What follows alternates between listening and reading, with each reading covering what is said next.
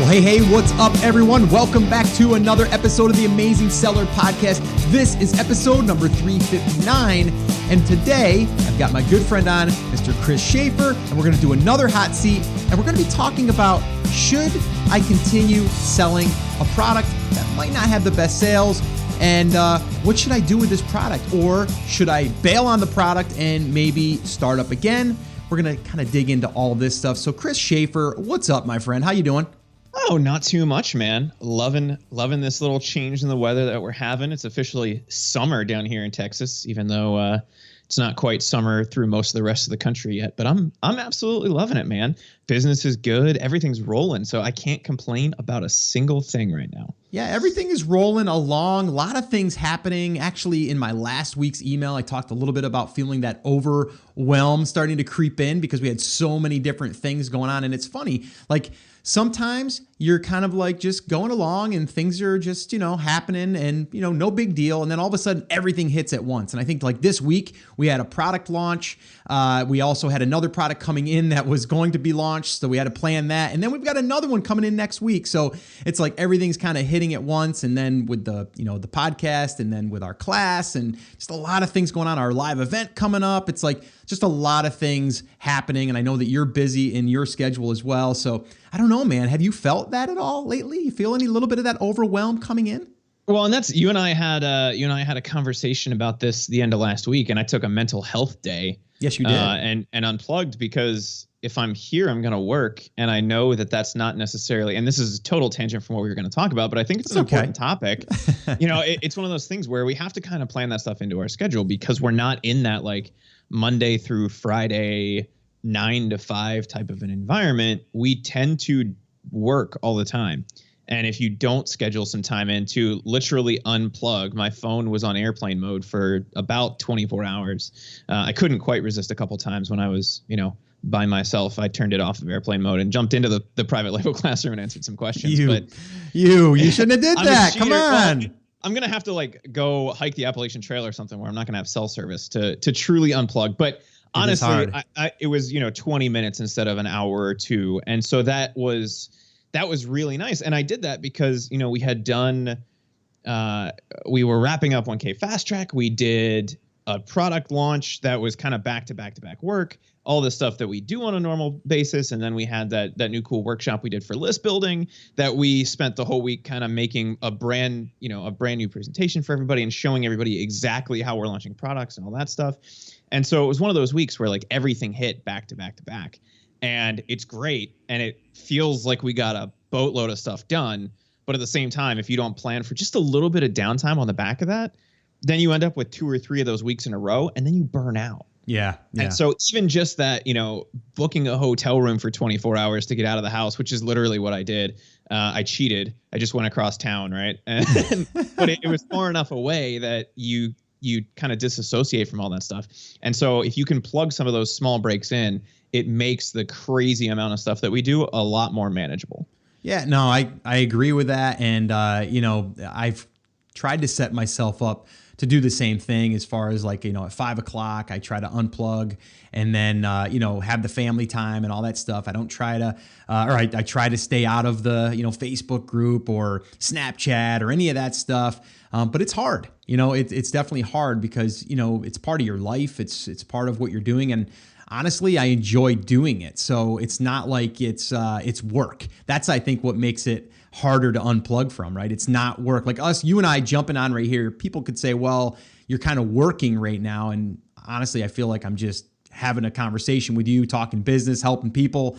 It doesn't feel like work to me at all. We'd be having this conversation whether or not we were recording it. And so that's one of those things. And you talk about it doesn't feel like work. And everybody, if you guys haven't read it, it's a book worth reading, The 4-Hour Workweek by Tim Ferriss.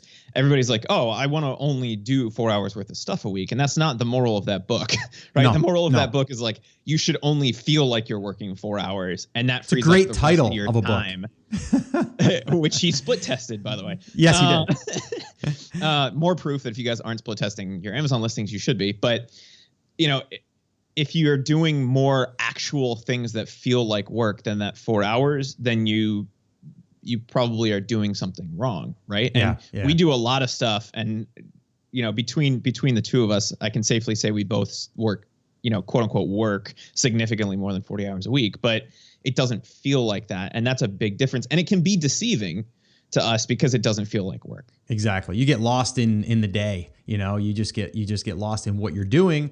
Because like you said, it doesn't feel like work. But anyway, I wanted to bring that up. I know we weren't even planning on talking about that, but I think it's interesting for people to hear that, because a lot of people, they'll look back and they'll go, or they'll look at, people that are successful or whatever, or they think they're successful, and they'll be like, they got it all figured out. And I'm here to tell you that no, I don't have it figured out. Chris doesn't have it figured out. And other people that I know that are, quote unquote successful, they're always, figuring this stuff out. And like you said, having a mental health day, I think it's important to do that, because, we do need to be able to unplug, and it's not healthy to not do that. And not to mention, you're going to be more productive when you come back. You're going to be more creative. At least that's what I've found. But it's definitely hard. So if you guys are listening and you're thinking to yourself, you're feeling a little bit overwhelmed or overworked or whatever, it is normal. But sometimes you just got to unplug, I think one other thing on that, Scott, before we actually transition to the topic that we were planning on talking about, is like the other sign that you might need to just unplug for the day is that you're stuck. Yeah. And that's something I found, I'm one of these people, I don't think I'll ever be able to retire, quote unquote, because I'll always need something to do. I'll need that mental challenge. And even vacation, like enjoying 2 weeks of vacation. Like everybody that kind of works in that 9 to 5 is like, I would love to just take 2 weeks and do nothing. That would drive me bonkers. Yeah. But at the same time, by, the end of that first week, I would be ready and I would be productive again. And what I found is, even if you take just that, like I took that one day, I took Saturday, midday till basically Sunday night, and actively chose not to work on my business. And what you find is that where those walls are in your business, they kind of crumble down, and you come up with your solutions in those small mental breaks. And so if you're up against a wall, the solution is not always to work harder.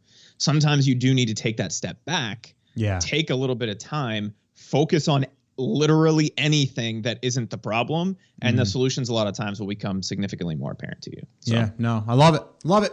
All right, guys, now we're going to actually talk about what we planned on talking about, and that is a hot seat. And it's going to be something a little bit different. But again, that's what hot seats are. You guys that have been to any of our TAS live events, and you've been to a hot seat session, or our day that we have, full day hot seats, you guys know what this is like. And if you don't know what it's like, it's just imagine putting yourself in a seat for 30 minutes, and then you just ask questions to start with. It would be Chris and I, but then we open it up to, the entire, attendees, so if there's 25 people in that room, everyone gets to chime in. In this case, it's going to be me and Chris chiming in, and we're going to give some feedback. We're going to give our thoughts, and also some questions to maybe ask yourself, because I think a lot of times you'll find the answer to your own question if you ask the right questions. A lot of times you don't ask the right questions because you're too deep into it. But you got to ask those questions, and that's what I would do. If I'm going to be sitting down with someone and then these questions were going to be asked to me, I'm going to start asking questions because I need to figure out where you are and where you want to go. And then from there, we can kind of come up with a solution and a plan and a target and all that fun stuff. So, Chris, why don't I flip it over to you? Why don't you read the email that was sent in for this hot seat, and then we can go ahead and really dig into the solution, or at least our recommendations. That sounds great. So this email is from Dal or Dull. Not quite sure how they pronounce their name, so we're just going to go with Dal. And it says, since my last email to you, I've finally gotten my business started. 1,000 units are on Amazon, and every day has never been more exciting. Well, in that roller coaster kind of way. Haha. I've definitely come to appreciate the obstacles in the start of this business because of how it fuels creative thinking and the will to become more successful. The obstacles also, of course, make the ups much more exciting. I make sure small ups are treated as victories to keep me going, which is a great strategy and actually something that piggybacks well off the conversation we were just having. Plus, learning something that you have absolute control over is amazing. I'm not quite free from my job, but now just having a taste of being an entrepreneur, I refuse to ever give in to that 9 to 5 life.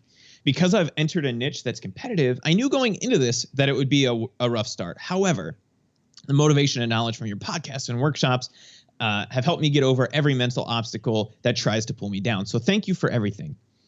My question is, After having done a simple cash flow statement, I see that I'm actually going to have to sell my product for a few dollars more than what I was hoping for when I initially expected to bring this product in. It's also going to be a significantly higher price, slightly higher price than my competitors in order to profit.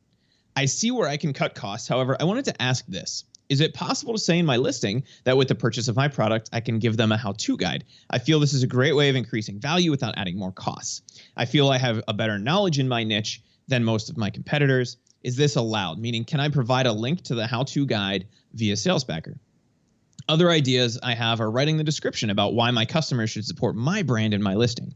In summary, I want to build my brand into a community where it's about a positive mindset, and I want everyone from every walk of life to share in this. This would make great for workshop and building email lists, which is something we've just covered and actually does play really well into building those email lists. I have a blog with a few long but intense stories of my own experiences, life, which show how I live the brand that I'm going to create. So I'd like to possibly connect this in as well.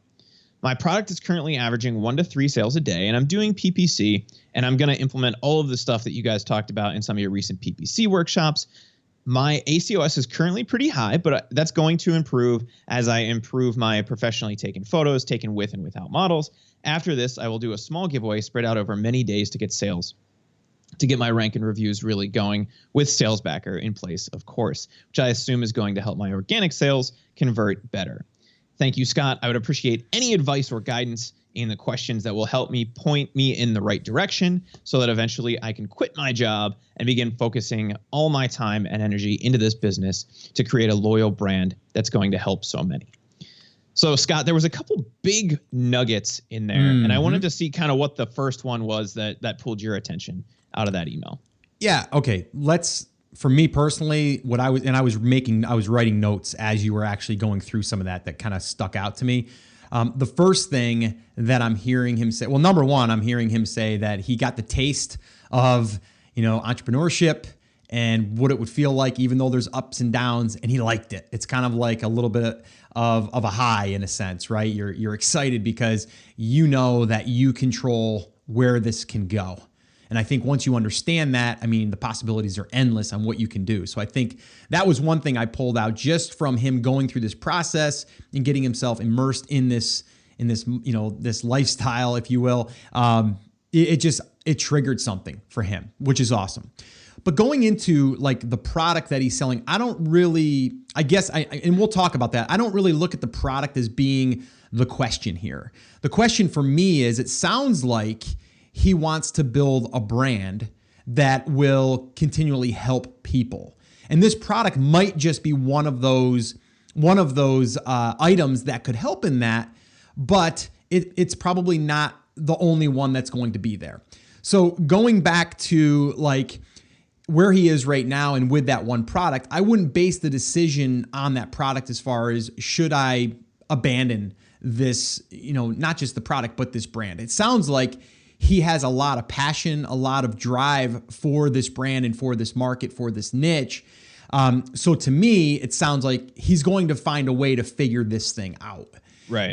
And I think the product side of things, what I pulled out was, there was a couple things. The first thing that came to mind was, number one, what are other competitors selling right now? So I have a gauge as far as what I'm going to shoot for. Are they selling on a regular basis? Is there 10 sellers that are selling at least 10 per day or 15 per day, and I'm only selling 1 or 2? Okay, good. I've got room to grow. I've got room to get myself in there. Or is everyone just kind of sharing 100 sales, throughout 10, 12 listings, per week? You know what I mean? Like, what are the numbers? I guess is what that would be my first question. Like, what are the numbers? So I know that if I'm trying to push this thing, and really not being able to get to where I need to because the numbers aren't there. The demand isn't there. So that's kind of what I pulled out. I know we can dig a lot deeper into this, but that's kind of where I'm at with what I heard so far. Yeah, and I think the other thing is the first question that kind of pulled out to me, and it wasn't really a question, it was more of a statement, was he said, I'm not going to make as much as I was hoping for. And this is something, and it's not a knock against Dahl, but it's something that a lot of us miss. And Scott, you and I have done this on an occasion as well, where when we're looking at the product, we go, oh, there's a ton of volume, and we don't necessarily look at the margin as much as we would like to. And that's why I think that the margin where you're talking about, like in 10 by 10 by 1, you're talking about $10, right? Yep. The reason that you suggest having that is for exactly this situation. If you know that you can get it for $10 after everything, even if there's a couple hidden costs that crop up, you're still going to make some money without having to change your price. Right.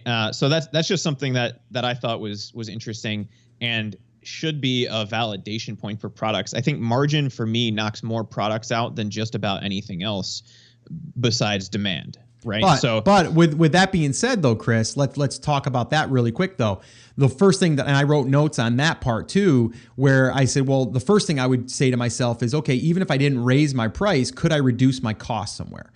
Because there's products right now that we're launching that we know that we're paying more, but we know in the end, if we go by C, we're going to be able to save $2 a unit.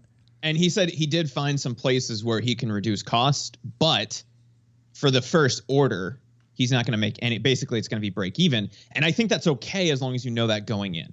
Yep. Right. Yep. And then you say, okay, on the next turn, if I order it via C, or if I order 2,000 instead of 200, then my margin is going to be X at this same price. But let me ask you this, though, Chris. If let's talk about that. So if you're starting with an order of 500 units, are you in your head as a brand new product launch planning to make what you would make if you were already kind of selling for 3, 4, 5 months? Like if you're going into this, and I know where you're going to go with it, but I need to bring this out because a lot of people don't think like that. They go, okay, I bought 500 units. I'm going to use 100 of them for a promo. Sometimes they don't even say that. They just go, I just want to start making money out of the gate. I don't want to discount my product. I want to sell it for full price. And then they wonder why there's no sales. But to me, that mindset needs to be there from the beginning. There's no business out there that you can say that you're going into business and your first 500 customers you're going to make money out of that, out of those sales. I mean, with all the startups and, or the startup costs and running costs, all that stuff. But everyone thinks, not everyone, but a lot of people think I'm gonna do a small test order of 500 units and I'm gonna make my 10 units or $10 per sale, within the first 100 units.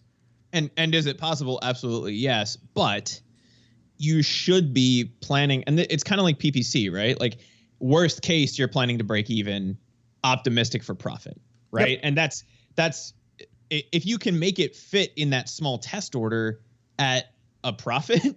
Then when you scale it to 1,000 or 2,000 units, you're going to make even more. If you move from air shipping to sea shipping, you're going to make even more, and you're going to add $1 to every unit or $2 to every unit, and that's fine down the road. But if you're just doing it to test the market, you don't necessarily need to make money. I wouldn't, actively try to lose money. So if you could break even, that's kind of that ideal situation.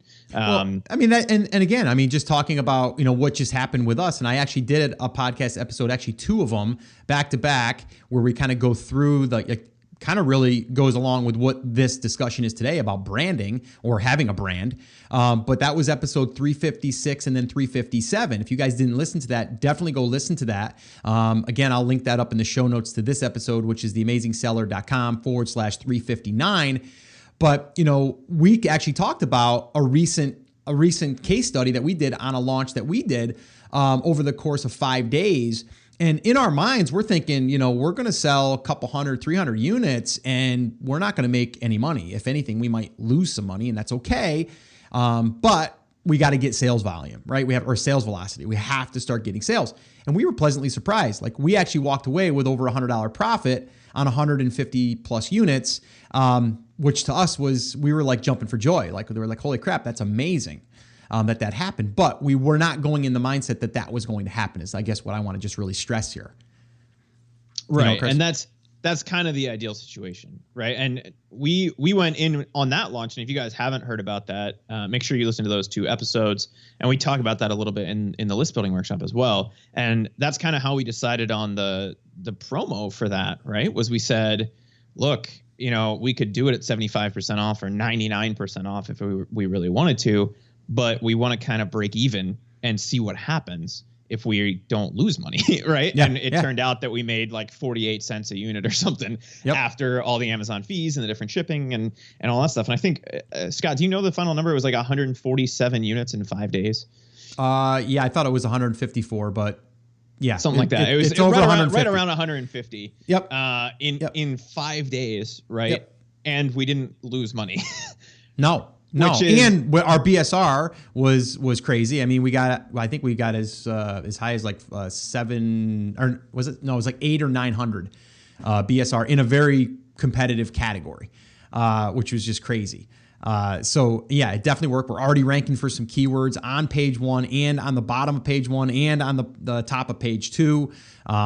So yeah, I mean, I can't stress it enough. Like when you're doing that launch, and again, even just talking about this situation, like for me to listen to what he had said and say, I'm not making the profit I thought I was going to be.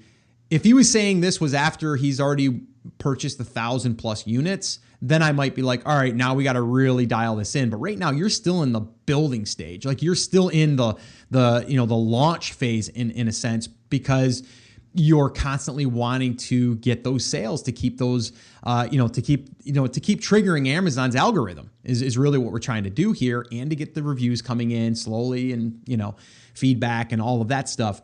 But again, it goes back to, is this the first question I would need to ask and I would need answered is there other sellers right now selling 10+ units a day? And if there are, then you have room to grow. Right. Now, he did say it's a competitive market, so I'm going to assume the answer is yes. So if the answer is yes, then then my next question is why are they selling more than you? And he said something about his pictures can be improved. Well, then you got to improve your pictures.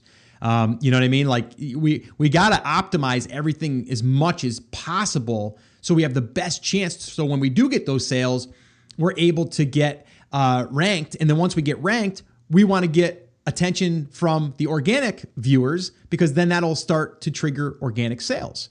And then everything just kind of starts to take off. Don't do that after the fact. Like, I think that's a mistake that people make, is they'll do the pre-launch phase, which we love, get it all ready and get it set up, get it semi-optimized. But then before you go live, you better optimize that the best that you can. So when you start to get those sales, you're able to get as much bump as you can through Amazon. Does that make sense, Chris? It does indeed. All right, cool. So what else are you thinking?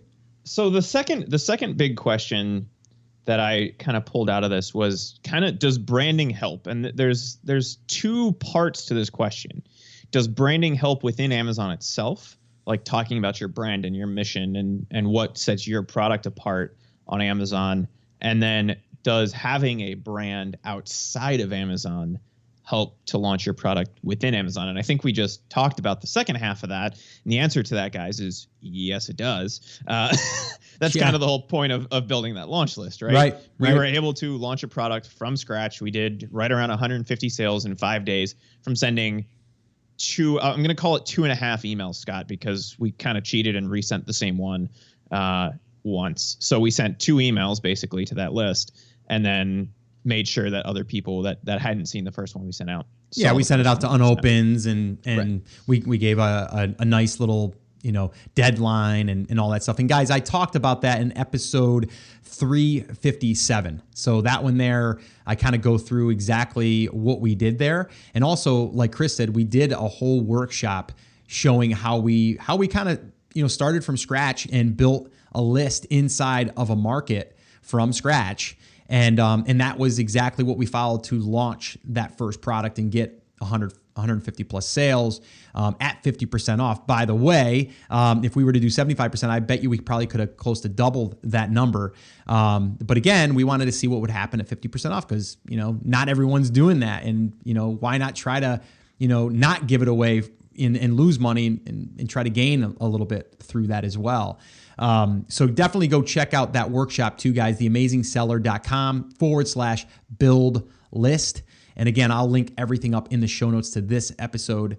So this way here, you guys can just go there and download the transcripts and just go over to those resources. Because I think those two right there, the episode 357 and the workshop, and 356 for that matter, because 356 I talk about like the seven steps that we went through from scratch to start a brand, and then from there build an audience and a list and just those different elements.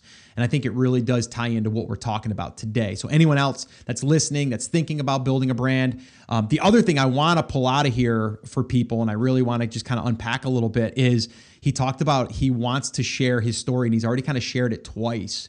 I love that, Chris. I love that he's tying the story. How can he tie the story into his listing? Maybe you can kind of cover some things there. And this is something that I want to get your thoughts on, because I have a feeling we may disagree a little bit on this. Okay. All right. I want to get your thoughts on how effective it is to try and do that inside of Amazon, and what your suggestions would be. Well, here's the thing. Here's the thing. Okay. I think putting it in there could help a little if we can get people to read it.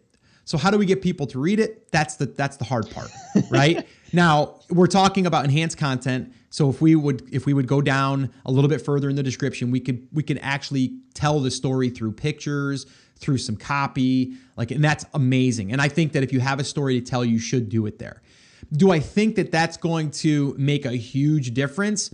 Not really. My hunch is that it's not, because people aren't going to read down that far. That's the only problem. Now, if you could include a video inside of where your images go, that would be a different story. All right. Now, if we can also have an email list and then we drive them to a video that we shot explaining our story on our blog, on Facebook, do a Facebook Live, whatever, that's another story. But we're talking about just inside of Amazon. I don't think that it's going to be a dramatic difference, but I still think that you should do it, because if people do read, that will be that little bit of an edge that other people won't have. Is that what you were expecting, or were you thinking I was going to say that it would? I didn't know, to be honest with you, because you and I haven't had much of this conversation, although you'll probably recollect some of the things that I'm about to say. Amazon, in my opinion, is a lowest common denominator platform, right? Unlike on your own website, where your story can be featured centrally, your story isn't featured centrally on Amazon, right? The only way to really tell a story is to use something like enhanced brand content. And that's actually what Amazon wants you to do, because they want it to be more about the product and the message behind the product, because they know that that's important. The problem with that, at least as of recording this on Amazon, is that nobody bothers to read the freaking description, right? Right. And because of that, they look at the pretty pictures, they look at the headline, and that's what sells them on the product. So if you can figure out a way to do that in an image, it's probably going to be useful. If you can include something really cool in a bullet point about your brand, or about what, why your philosophy makes your products better, that may help. But where that brand story comes in long term is going to be while you're building your own list. And when you start selling off of Amazon on your own site, if that's something that you choose to do, because people don't necessarily have the time, the capacity, or the ability within Amazon, just because of the way that the site is built, to scroll around and find your brand story. And then if they do that, then they can't really find, then they have to go back to the search results. And if it's not the product they want, then it's just a bad experience for them, so they end up leaving. But just from past experience, we tried to do this with one product, and we knew that the product was better, and it didn't sell so hot on Amazon, but we were able to sell it very quickly off of Amazon through exactly that strategy, right? The product moved very well off of Amazon, but not so well on Amazon, because it was a little bit of a more expensive product, but it had a brand and a mission behind it. And you just don't necessarily get that traction showing in like organic or PPC results. Where you do get that traction is repeat customers. So the place that you're able to create that story and sync that message in is in those follow-up emails. Yeah. And so I don't think it's going to help a ton on the front end, at least in terms of PPC or organic sales from Amazon, but you can build that message and educate that way.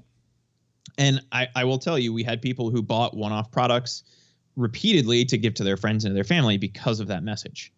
Right. And in fact, when we decided not to continue the product on Amazon, they went and found the 3-page website that we had built to get brand registered and started buying the product through there. Nice. Right. So yeah. It was one of those things where we were like, oh, okay, apparently people actually do like this product and they resonate with the brand and the message and all of that stuff, but it doesn't necessarily present itself very easily on Amazon. Does that make sense, or was that too much mumbo jumbo? No, it makes total sense. And I think the one thing that I would say is like, and we've talked about this before, like you're not really necessarily, it's going to take a lot of work to build a brand recognized on Amazon. That's my thought. But is it impossible? No. I think it's easier and better if you build that outside of Amazon. And then when you lead people back over to Amazon, if you choose to, in the beginning, I think you should, so you can start to get that flow of your customers buying through Amazon. And then all of a sudden, you're going to see that your customers are going to be there. They're going to look for you, and then you'll be found. But it's a longer road for that, and that wouldn't be my ultimate goal. The only reason why you're selling on Amazon if you have a brand that you're building is because people will be on Amazon that don't know about your brand. Right? So you have to be there, and you should be there. And that's where you should really start, because it's easiest to get started there, because you don't have to worry about the website. You don't have to worry about the email list. You don't have to worry about any of that stuff. But especially if you're in a competitive market, like it sounds like he is, well, then you need to do what we're talking about. You need to be able to get that story told. You need to be able to guide them through the journey that they need to go through to understand the product, or what you're giving them as far as resources. And we call it the customer journey. It's like being able to kind of lead them at the pace they should be led. And then it just happens that your products are the solution to some of those either problems or the next step for them. And that's where it really gets powerful. But no, I don't think that you're going to put up a really nice logo on Amazon, and you're going to put up, a good, even good enhanced content, and all of a sudden you're going to build this massive brand on Amazon. I think it's going to be harder to do that than to do the other. And that's just my personal opinion. But I do think that don't disregard trying to convey that story or that message in your images and in your description, your enhanced content, wherever you can. Like, still do it, even though it might not be like this huge success. You still want it there, right? Because if people go from Amazon to your website, you want that to all sync up. You want it to all be the same message, the same story, and then we're building a full out brand. Does that make sense, or was mine mumbo jumbo, Chris? No, there wasn't too much mumbo jumbo corporate speak. Here's the problem. Branding like leads to all these weird words that make no sense to anybody if they don't understand branding, right? Yeah. So I think it's important, and I have to agree with you there. I don't think what you're going to see is, you're not going to see a huge return on investment from that kind of stuff in Amazon currently. Could they change the platform to feature some of those brands more heavily? Yes. Are they trying to do that with something like the exclusives program? Yes. But the feedback on that from everybody that we've talked to has kind of been mixed, right? That does give you that ability to do the video. Mm-hmm. And you can do video through, what is it? The A+ program, Vendor Central, Vendor Express. If you're enrolled in any of those, video about the brand and the product might be a good way to do that, right? And that's why it's so easy to do on your own site. Not that easy to do on Amazon, just because of the way that the site is structured. But building all of those assets are extremely beneficial long term for everything that's not revolving around Amazon.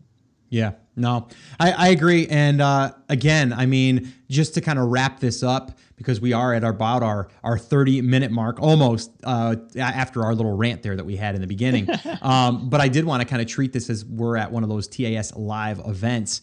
And I just wanted to kind of recap a little bit and just say that at this point, you have to ask yourself those questions.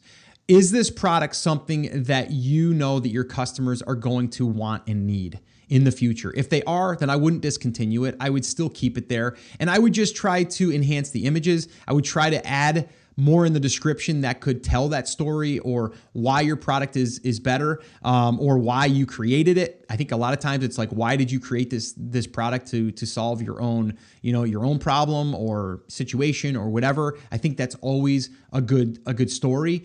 So you have to ask yourself that. The other thing that you asked that we really didn't talk about was the how-to guide, and I think it lends itself to what we were talking about before, if you have a resource that you can give them to make it better for them through that experience of using your product or getting ready to use your product, then absolutely you should have that in there. And that goes for anyone, whether you're building a brand or not. If you have a resource that you can give those people before they even get the product, to show them what to expect and maybe even to make it so they're ready when they receive that product, definitely give them that free resource. And that free resource can be a PDF, and that PDF could have additional videos in it if you wanted to. Obviously, you'd be linking to a video, but as long as you're not linking to a place where they can buy your product not on Amazon, that's the only thing I would be careful of. But just have that as a resource. Like, I don't know how you can go wrong if you try to over deliver by giving them a lot of resources to make their experience better. Like, I don't know how you can go wrong with that. Like, so to answer that question, should you include a how-to guide? The answer is yes, you absolutely should. And you should make the quality on that really good too. Like, not just something thrown together, right? I'm talking like really thought out, really, put together, formatted well, the cover looking like it's a magazine, like everything, like make that thing stand out that when they get it, they're like, oh, this is something that's valuable. And if you wanted to kick it up a notch, then you could always offer to give them a printed copy inside of your product. But again, that's going to add to the cost. And if you don't have the margins there now, then you probably won't have it to add that in. But that would be even a better option to do that in the future. So, Chris, I think that's all I've got. Is there anything else you wanted to add before we wrap this little hot seat up? No, I'd say let's recap everything we kind of talked about, because it was a lot. Those three big questions that we kind of talked about were, make sure we know our cost up front. Do you have to make a profit on your first sale, on that first order? The answer is no, guys. Remember that. What you're looking for is break even or better. If you make a little bit or you make a lot, that's even better. But if we can get it to at least break even on that first one, that's really what we're looking for. The second one, Scott, was like, does having a brand on Amazon help? And I think the answer was not really, but it can't hurt. And then the second part of that was, does having a brand off of Amazon help? And the answer to that is absolutely yes. It lets you build that email list. It lets you build real relationships with your customers. And that's why you and I have started talking a lot about building that list outside of Amazon. Yeah, no, I agree. And again, just to kind of recap the resources, I would definitely check out episodes, I should say, 356 and then 357. And then I would also check out the workshop that we did where we show you exactly how to go out there and find people in your market, get them to raise their hand and say, yes, take my email address and send me valuable stuff in this market. So we actually show you that. We also talk about this little case study that we just kind of went over with the launch that we just recently did. So that can be found at theamazingseller.com/build list. And I'll leave everything in the show notes to this episode, which is 359. And the other thing I just want to mention here before we do wrap up, Chris, is we are going to be doing a live in-person workshop. And we're only going to do the one day. We were going to do, it's June 24th, Chris? Is it the 24th? Or the 25th? Yes. 24th or 25th? The 24th. Is... Okay. And we're also going to do an unofficial meetup in North Carolina. We decided to do North Carolina this year, or this time of year, because, to be honest with you guys, I'm traveling quite a bit and I wanted to keep it closer to home base here. And a lot of people that have been requesting us to do one in North Carolina. So we are going to do that. We already announced day one, which will be just a workshop. We're going to sit in a room with only 15 people and we're going to help them build their own giveaway. And we're going to set everything up with them and make sure that when they leave, they have something built and ready to start collecting email addresses and all of that stuff. And we announced that and we filled that already right now. So it's totally full, but we've had some other people requesting to come to that one, which we can't do. So we added another day, or we're thinking about adding another day. By the time you air this, we'll probably have the answer to that. But if you're at all interested at attending either this upcoming one or maybe one in the future, just go to theamazingseller.com/live live, and all the information will be there. Even the updates as far as the unofficial meetups. Like I said, the one that we're going to be doing here in North Carolina is totally free. You can go there, meet with us, have a coffee, have a good conversation with other TASers, and we're really looking forward to doing that. And that will be, again, I think that's the 23rd, right, Chris? That's on a Friday. That we're doing the unofficial event? Yeah, it's going to be Friday the 23rd, and then the actual workshop is going to be Saturday, June 24th. Right. And the other day that we're thinking about doing is the 25th, and that will be on a Sunday. So just head over there. You'll get all the information. You'll get the dates. You'll get with the location, because the location we already know the location to the workshop, but the unofficial meetup, we're still trying to find space. And I think we found a nice little cool coffee shop, which I'm pretty excited about. So that's going to be fun. So yeah, that's pretty much all I got. Chris, any other last little parting bits of wisdom or advice you wanted to leave people with? Other than what we started off with at the beginning, I think that's kind of the big takeaway, right? Focus on the stuff that makes a difference, but don't be afraid to take a minute and kind of sit back and reflect on stuff. It's going to make your business better. Yeah, cool. All right, guys, that's it. That's going to wrap up this hot seat session. I want you guys to remember, as always, I'm here for you. I believe in you, and I am rooting for you. But you have to. Come on, say it with me. Say it loud. Say it proud. Chris is going to do it with us this time. On the count of 3, here we go, baby. You ready, Chris? Are you ready? I am. All right, let's do it. 3, I might be. I can do it. Let's do it. 1, 2, 3. Take action. Have an awesome, amazing day, guys, and I'll see you right back here on the next episode.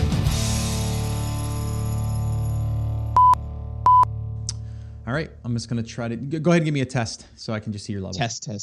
Perfect. These are my levels, Scott. Are these levels good? Are these beautiful levels? They look good. They're hitting the yellow and not even touching the red, which is good. That is ideal. That way we're not peaking. All right, here we go.